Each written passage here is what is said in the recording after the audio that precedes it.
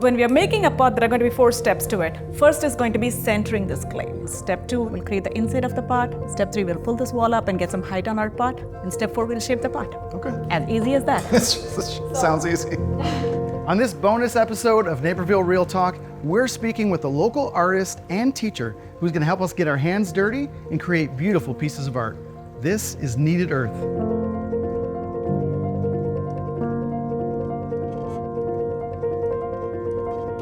All right, we are here at Kneaded Earth Pottery Studio with Shuba. Shuba, thank you for having us today. Thank you for having me, Chris. Yeah, so I'm so intrigued because I know that for you, pottery is an art form. It's also something that you teach. I'm curious, how did you get into it in the first place? It's very funny because I was in IT before this and working for many years. And then I decided to quit and stay at home with my kids. I wanted something besides just driving, cooking, cleaning, and the regular chores. So I was looking for a few different hobbies, and I tried a few things. And one of them was pottery. I really loved it. I fell in love the first time. Not that I was good at it. I was really horrible at it, but I really loved the challenge that the clay gave me. And so I persisted, and then I just decided to go to a local community college.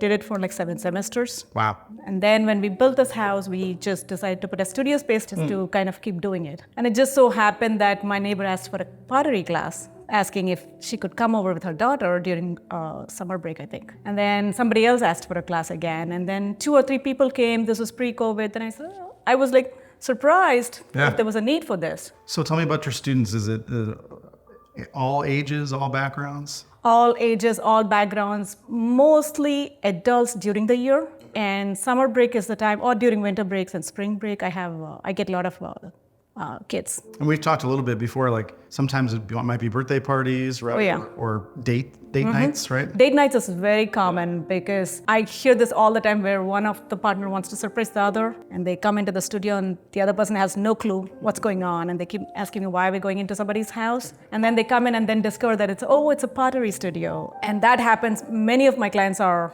either friends, bunch of friends doing this together, families, creating memories together for like during Christmas time. I think it's a great way to make memories, like you said. And I think people are, we all have enough in terms of gifts. Material things. Right. You're right about that. So to be able to create something and have a memory around it, I think is wonderful. Tell me a little bit about, I know you teach different styles. As an artist yourself, would you say your approach is more functional, more decorative? Talk a little bit about that. Sure, I focus more on functional parts, but at the same time, I also make it a little more decorative in the sense I want it to be functionally usable, like to be able to eat out of or drink out of, or even if it's a wall decor.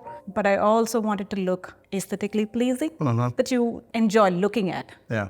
Whenever I make a pot, it's almost like a canvas to me. Well, I'm excited. I've never ever done any kind of pottery before, and I'm nervous. I'm opening myself up to the camera here.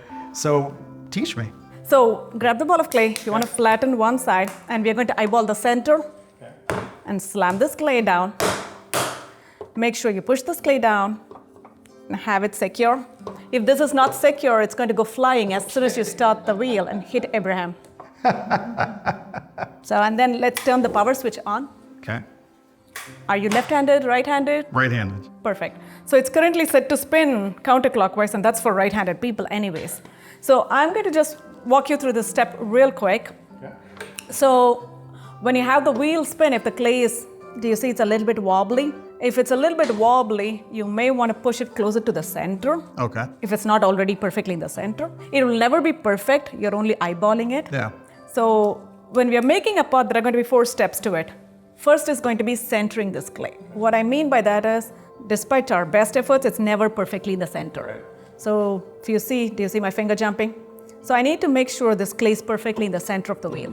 Otherwise, I will end up with a pot that has uneven wall thickness since the wheel is spinning. So I will be centering this clay. So I'll be pushing this clay up and down a few times, and the clay particles gets redistributed and centered to the clay. And I can show you how to check once the clay is centered. Okay. That's going to be our step 1. Step 2 will create the inside of a pot. Assume this is your pot. We'll create the inside of the pot, and we'll create a base for the pot. Step 3, we'll pull this wall up and get some height on our pot. And step 4, we'll shape the pot. Okay.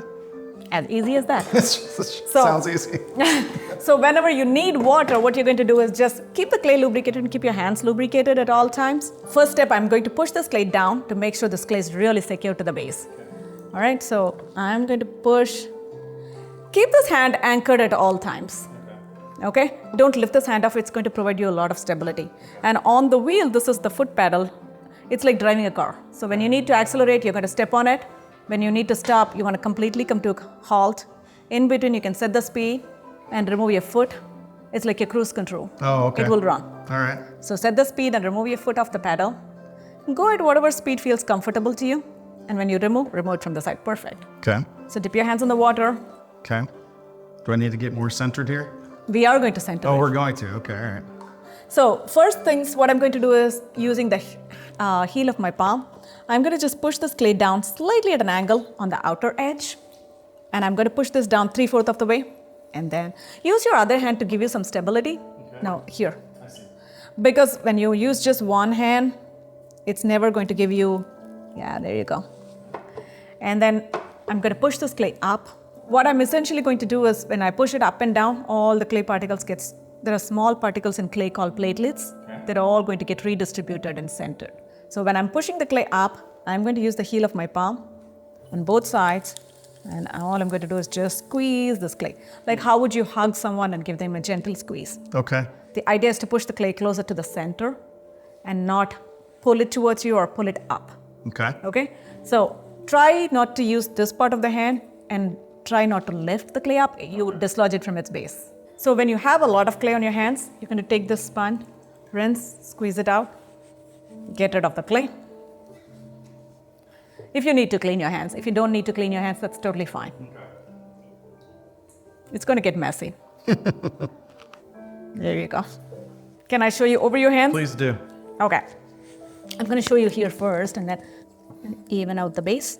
Okay. And then when I'm pushing it up,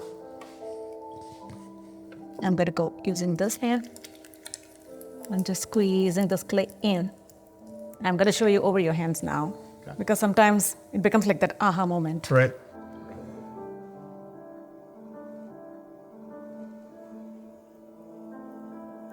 Okay, yeah. All right, let's push the clay down. From the top? Yes, you're going to keep this hand anchored here. Yeah. Okay. So this one, when you're pushing down, you're looking more for like a mushroom shape or like a hockey puck. Okay.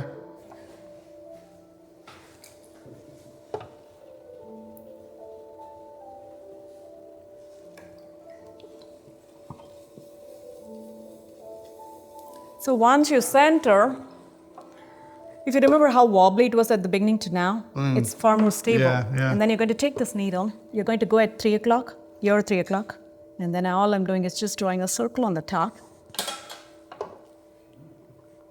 That's good enough. Now stop the wheel and that will, what you're looking for is the distance from the edge to the circle looking even from all the sides. Does it look even to you? Pretty close. Maybe a little further off on this section here. Okay, yeah, tad bit. Can you have the wheel spin? Mm-hmm. Go a little bit faster for me, please. I'm gonna push this clay towards the center first. Okay, draw the circle now. Looks good? Yeah, does look. Okay. All right, that's the first step. So the second step is going to be, we're going to create the inside of the pot. And we're going to create a base. So you don't need this line anymore. That was just to help you find the center. So I'm going to push this clay down in the center, a little bit at a time. So, and then I'll take this needle, stick this in. I only want like 1/4 of an inch thickness in the base, finally. So this one helps. I don't want to go too far. So I have so much more clay. Yeah, push down a little bit more, yeah. Push down a little bit more and then stop the wheel and keep checking. Then we're going to, can you stop the wheel? Mm-hmm. Let's check. So you have about this much clay left. It's pretty much all the way here. Okay. And we want to push down until you push get further? Until about you have 1/4 of an inch. Okay. So you don't want to go too far, then you'll end up with a hole in the middle of your pot. That becomes a planter. Right. Stop and check. 10. Perfect, a little bit more. You only want about 1/4 inch left, finally. Okay.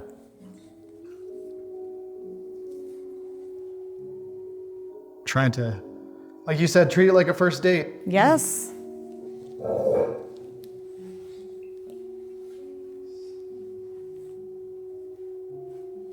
Perfect, that should be good. Okay. So the next step is going to be making this opening a little bit wider. Okay. So for us to be able to comfortably put at least 2 fingers inside the pot. Okay. So you want to go, you don't want to touch the base of the pot anymore. The more you keep messing with it, it's going to get thinner. Okay. So all I'm going to do is go on the inside wall, pulling it towards me and making this wider. The other hand helps you to find the stability. You want to pull it towards you, pull the wall towards you. There you go. That's good. Nice. That's good enough. Anytime on the wheel, you don't want to release your hand suddenly because there's a certain amount of pressure you're applying. So release the pressure first and then remove your hand. Okay. Okay. So now that's done. So the next step is going to be, we have all this clay on the side. There's so much clay left that we are going to pinch from 2 sides and get it taller. Okay. You're going to build the wall up, right? So I will slow the wheel down. You don't want to go too fast. And all I'm going to do is pinch this from 2 sides. So you want to work in the direction of the wheel spinning. So your right hand is going to be on the outside of your pot. The left hand is going to be on the inside of your pot. And I'm going to go on either side. So using just the pad of my fingers, if you notice, I'm keeping my hands connected and applying as even of a pressure as possible from both my fingers. And then I'm moving both my fingers About the same height? about the same height. So when I'm placing, my outside hand is going to go all the way here.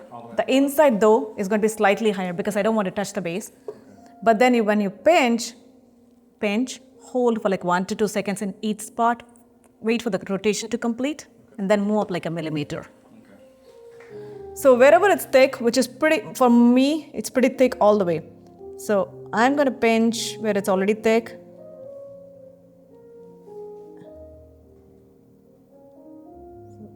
Easy on the pressure and then release. So if any part is thin, then I would go easy. I wouldn't pinch as hard. Okay. And then where it's thick is where I would just play with it a little bit more. So here.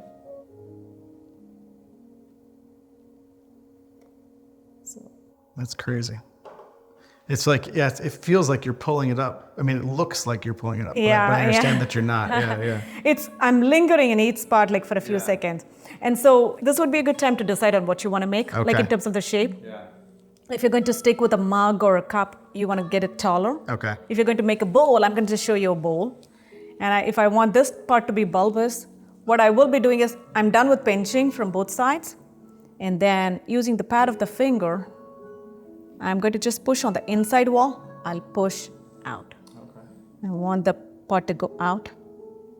Like I'm just pushing where I want it to go out. Yeah. If I want it to go in, I'm going to push from the outside. The inside finger is just providing me a little bit of resistance. And if I don't like any of these things and I want to just go back to my cylinder, so here I'm going to just I'm pushing this wall to meet the finger on the inside. And I go back to how I was. That's amazing. So if you're going for like really uniform pieces, you might use something like that. Right. And I would measure. If I'm going for similar looking shapes and size, Yeah. I would weigh the clay, measure the height, measure the width, and measure every step as I go. Wow. Okay. Keep it more precise. So if I want to just make a bowl, all I'm going to do is on the inside, I'm going to just, if I want just the top to go out, I could open it just here. Or if I want the entire pot to go out, I'm going to rest the entire finger on the inside of the wall. I'm just leading this hand outward. The more I keep this hand vertical, my pot stays vertical. Yeah. The more I lean it outward, It flares out. it flares out. So this one can help me with. So here I can push this out and make this a little bit more like a cereal bowl. And I'm bending this to take the shape of the pot.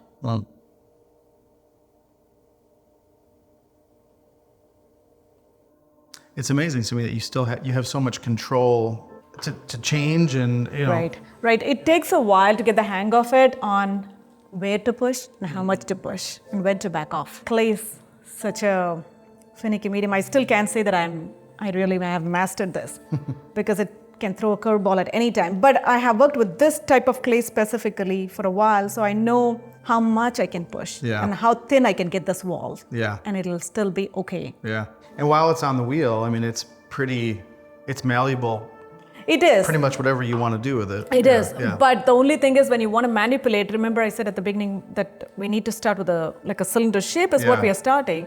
You want to leave enough clay thickness on the wall so that you can manipulate it to different shapes and see. If you have it already too thin, it's going to break. Yeah. So do you want to complete that? I'll try.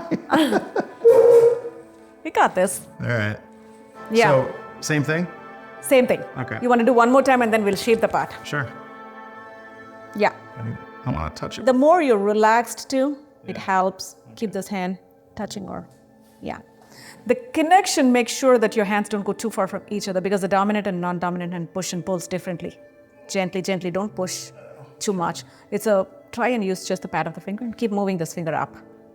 So now when you want to make this into a bowl, so all you want to do is keep your hand, rest this right hand.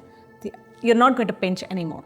And you don't want to push back with this hand either. So straight? Straight. This hand, keep this hand slightly angled. Use any finger that feels comfortable to you. Relax. The more relaxed you are, drop your shoulders. Yes. And you can lean your hand, your chin. Yeah. Don't push back with your right hand.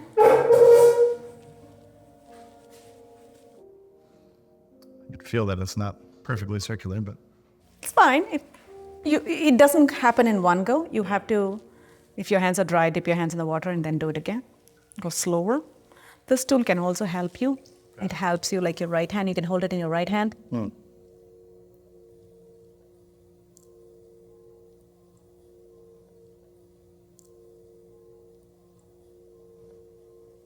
What you're doing is hold this in your right hand. And this left hand, you want to push the wall to meet the tool. And the tool goes along with it. So that's why keeping the thumb on the tool. Both these work together.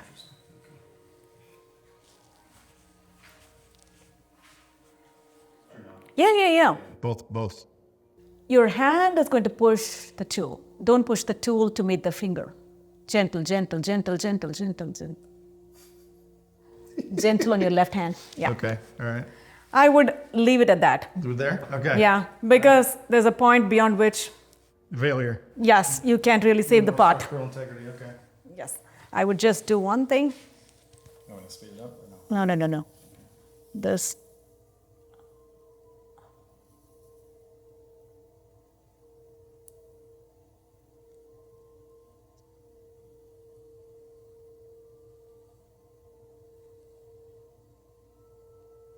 Is it hard to save round once it's gone out of round? A little bit? Yeah. Sometimes you can. Sometimes if it's flared out too much, then you can't really save it. Yeah. Because it starts to fold on itself. Yeah. When it's too wide. This is like the perfect metaphor for marriage. A man just brooding it too much and then a lady fixing it. I love it.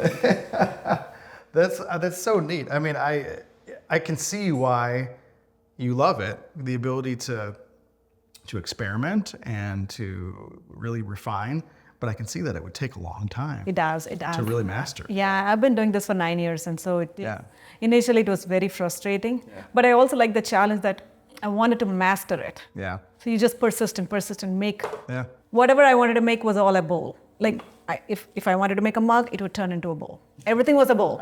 How many bowls can you have? Right. So once we have a shape that we like, what's the next step? The next step is we usually take these pots and leave it for drying for a day or two, and then we come back and trim. Like when I say trim, the pots, once we cut this off, I can't really flip the pot because it's too soft at this stage. So we let it firm up a little bit for a day or two. And then, if you notice, on the bottom, do you see, usually it's there will be a lot more mess.